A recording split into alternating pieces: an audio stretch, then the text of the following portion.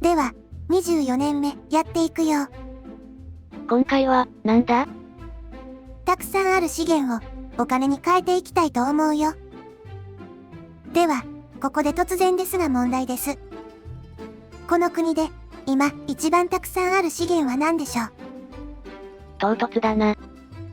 でも、一丁、本気で考えてみるか。鋼鉄は高価だからそんなに在庫を持ってはいないだろう。たくさんあるなら、売って、借金返済に充てているだろうしな。原油や燃料は高価だし、掘り出したばかりだから、余っているとは考えにくい。砂利はたくさんあるけど、ストックしているのは神奈川だけだから、満杯まであっても6000トン程度。農作物は最大8000トンだけど、それは秋の収穫時。今は4月。そこまで多くない。いろいろなところで使い、ストックしておきたい資源。石炭。いい線だけど、外れ。石炭は5位やな。何を見落としたかな。正解は混合廃棄物。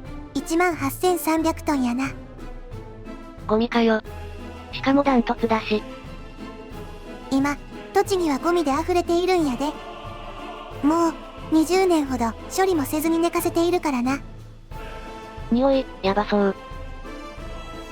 今のところ、栃木は完全無人やからな。なんとかなってる。いつの間にか最初に作った時より拡大してるし。足らなくなるごとに継ぎ足していったら、こうなったのよ。どこの秘伝のタレだよ。それをなんとかするのか。そう、今回は栃木バージョン2と銘打って、このゴミを減らしてお金に変えていくよ。さて、ゴミの減らし方なんだけど、一番簡単なのは、隣国にお金を払って引き取ってもらうこと。札束と一緒に渡すんだな。まあ悪くはないけど、持続可能な国としてはちょっと微妙やな。金の当てがついたら一丁前なこと言い始めたよ。まあ悪くはないけど、金を払いたくないよね。本音はそれだな。そこで、うちの国は、ゴミを 100% 国内で処分する方針でいくよ。お手並み拝見といこうか。まずはゴミの種類について。以前も言ったけど、この世界には、ゴミがいろいろあってな。わかりやすいのが、この混合廃棄物。中にいろいろなものが入っているな。この中のいくつかは、資源ゴミ、つまり資源として使うことができる、お金だよ。これを捨てるなんてとんでもない。そのために、まずはこの、一般分別施設。混合廃棄物から資源ゴミを分別するよ。人の手で分別するのか。AI じゃ判別できなそうだからね。臭い職人さんがいそう。でも、人の手でも完璧に分別するのは難しくてな。ここに書いてある割合しか分別できないんよ。どういうことだ？例えば、建設廃棄物が40トン、廃プラスチックが40トン、混合廃棄物が20トンの、合計100トンのゴミがあったとするよ。建設廃棄物は 65%、廃プラスチックは 60% しか分別できず、あとは分別できない混合廃棄物となってしまうから、建設廃棄物が26トン、廃プラスチックが24トン、そして残りの50トンは分別できない混合廃棄物になるんよ。この例だと、80% のリサイクル資源が含まれているのに、リサイクル率は 50% に下がるんだな。せやで。だから、あらかじめ分別しとくと効率がいいんだけど、火事の瓦礫とか、分別のゴミ箱がいっぱいで、混合ゴミに捨てないといけないとか、そううまくいかないのが実情やな。そうやって分別した後の混合廃棄物はどうするんだ？残りは、埋める前に焼却して、灰にすることで量を減らすことができるし、燃やした時に出るエネルギーで発電して、運営の足しにできるよ。資源で稼いで、残りをエネルギーに変えるんだな。でも、ゴミ焼却のエネルギーは、ゴミがないといけないという点で安定性に欠けるから、まだ電力は輸入が主力で、ゴミ焼却は電力の輸入量を減らすための補助的な役割だよ。停電、怖いもんな。さて、その辺を実現するために、こんな感じの施設を建てていくよ。それでは、建設開始。今回建設する建物のメインは、一般分別施設と発電型の焼却施設。これらを機能させるために、まず分別施設に入れるゴミ置き場を設置。ゴミ置き場に置いた混合廃棄物は分別施設で選別されるよ。分別して出たリサイクルゴミにも、いろいろ種類があるけど、建設廃棄物と廃金属は、ベルトコンベヤーでトラックの積み場へ。トラックが近くの資源ゴミ置き場に運搬するよ。廃プラスチックは、こっちの廃プラスチック置き場に一旦置かれて、その後、近隣の廃プラスチック保管場に輸送されるよ。そして、これらの輸送を管理するための流通事務所があるよ。一方で、余った分別できない混合廃棄物は、一旦ここに置かれて、その後、焼却発電施設で焼却。出たエネルギーは、送電線を介して再利用されるよ。で、最終廃棄物の灰は、ここに置くことになるよ。ひたすら説明お疲れ。ほんとそれな。うちは、分別施設と焼却場作るいうだけなのにな。せっかくなので質問なんだが。はいよ。この最後に残った灰が、いっぱいになったらどうするんだ？灰は放っておくと、少しずつ自然に変えるから。実は、放っておいても多分大丈夫なんよ。なるほど。定番だけど、話し終わったら出来上がったな。話し終わった時に終わるように調整しているから、当たり前なんけどね。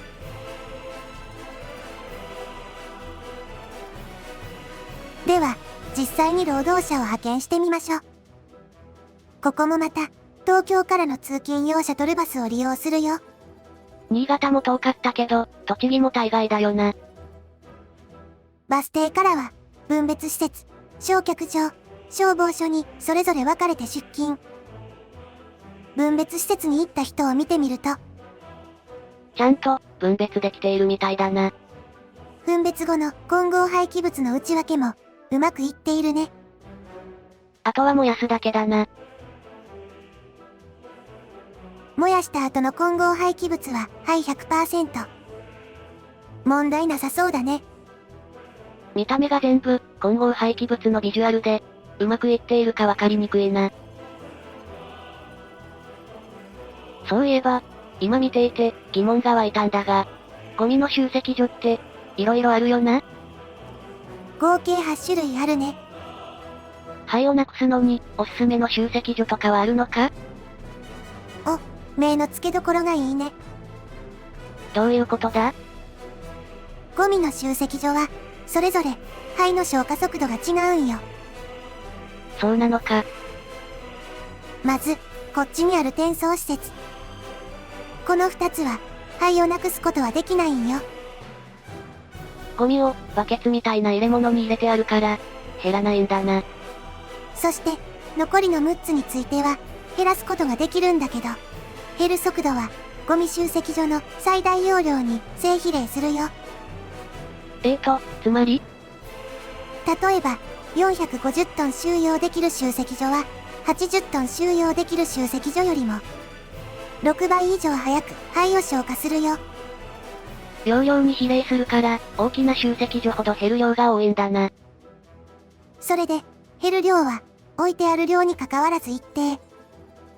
つまり、450トンの集積所に450トン灰を置いても、45トンの灰を置いても、1日に減る量は同じ。ということは、複数の大容量の集積所に分散しておくと、一番効果があるってことなんだな。理解が早くて助かるよ。しかし、こんなん、攻略ウィキにも書いてないのに、どこで学んだんだ？ソビエト大学にいた頃の、修士の研究がウエストマネジメントだったからな。ゴミを語らせたら、右に出る者はいないよ。たまにいる、野生の専門家か。野生の専門家、ゴミやでー。これで混合廃棄物は少しずつ減ってくると思うから、次は混合廃棄物以外のゴミのリサイクルをするよ。今回、白羽の矢を立てたのは廃金属。リサイクルできるものはプラスチックとか色々あったかと思うが、廃金属のリサイクル施設だけ作るのか。建設廃棄物のリサイクル工場は、砂利工場群を作った際に建てたし、それ以外の他のゴミと比べて量が多いし、リサイクルしてできる鉄鋼は単価が高いからな。ゴミ処理と借金返済を同時にできるものを選んだってことか。せやで。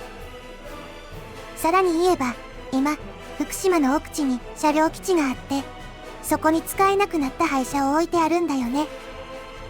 もう修理しても使えない車か。ついでにこれを解体したいんけど、解体で廃金属がたくさん出るからね。それも合わせてリサイクルするんだよ。では、金属リサイクル地区は、こんな感じのレイアウトでいくよ。しかし、もう乗れなくなった車もたくさんあるんだな。すでに40台くらいは廃車になったね。もう、20年以上だからしゃあない。それで、今回の建物群は、それぞれどんな感じの役割なんだ？まずは、車両の解体施設をここに置いて解体。ちなみに、この建物、解体施設、無料って書いてあるけど、普通に資源用意して、作業員もいないと建てられないから注意な。微妙な罠だな。で、解体されると、廃金属を多く含む混合廃棄物が出るんで、ここにスクラップ分別施設を建てるよ。そのまま、一般分別施設に持っていっちゃ、ダメなのか？普通の分別施設の廃金属分別能力は 65%。一方で、この分別施設は金属しか分別できないけど、その分別能力は驚異の 98%。廃金属をほぼ完璧に分別できるのか。廃金属は高価だからね。無駄にはできないよ。して、金属のなくなった混合廃棄物は、ここのゴミバケットに入れて、廃金属はこっちの廃金属置き場へ。廃金属置き場に置かれた廃金属は、鉄再利用工場で鋼鉄に加工されるよ。リサイクルって、多分廃金属を溶かして鉄鋼にしているのに、石炭とかいらないのな。多分、廃金属を気合でくっつけて鋼鉄にしてるんだよ。握力やばそう。で、最後に鋼鉄置き場を添えて、定番のバス停や変電所を建てて完成だよ。半時計回りに加工されていくんだな。では、施設もできたから、車両基地からスクラップ車両を移動させて、車を解体していくよ。さっきと同じく、東京から最寄りのバス停にシャトルバスを送って、解体施設、分別施設、鉄再利用工場に出勤させるよ。最初に選ばれたのはタトラ社のタンクローリー。あ、これは。この国で最初に購入した車。これだね。この国の先頭に立って、未開の地を切り開き、長きにわたって、この国の燃料インフラを支えてきた車が、ここでも自ら、先陣を切って解体され、資源となって、今後もこの世界のどこかで、見守り続けてくれるんやで。感類ものだな。解体されてできる混合廃棄物は、スクラップ分別施設で分別。半分以上が廃金属でできているから、コンベアを使って、廃金属置き場を経由し、鉄リサイクル工場へ。ここで、一般分別施設や施設解体で出た廃金属とともに鋼鉄に加工するよ。鋼鉄出来上がっているな。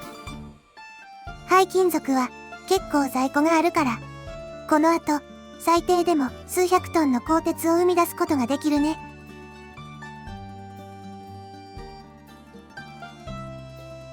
では、まとめだよ。今回は、栃木のゴミを改善するべく、一般分別施設と焼却場、車両の解体施設とスクラップ分別施設、鉄の再利用工場の稼働を開始したよ。これによって、今のゴミは徐々に減っていって、代わりに副産物として、ある程度の電力と鋼鉄を得ることができるようになったよ。一方で、借金は前回917万ルーブルと71万ドルだったものが、ドルの借金は返済し、残りは880万ルーブル。ドル借金、もうなくなったのか。こうやって建物を建てながらなのに、いいペースで返済できてるよね。これで、いつ地震が来ても大丈夫だな。フラグやめや。じゃ、今回はここまで。またね。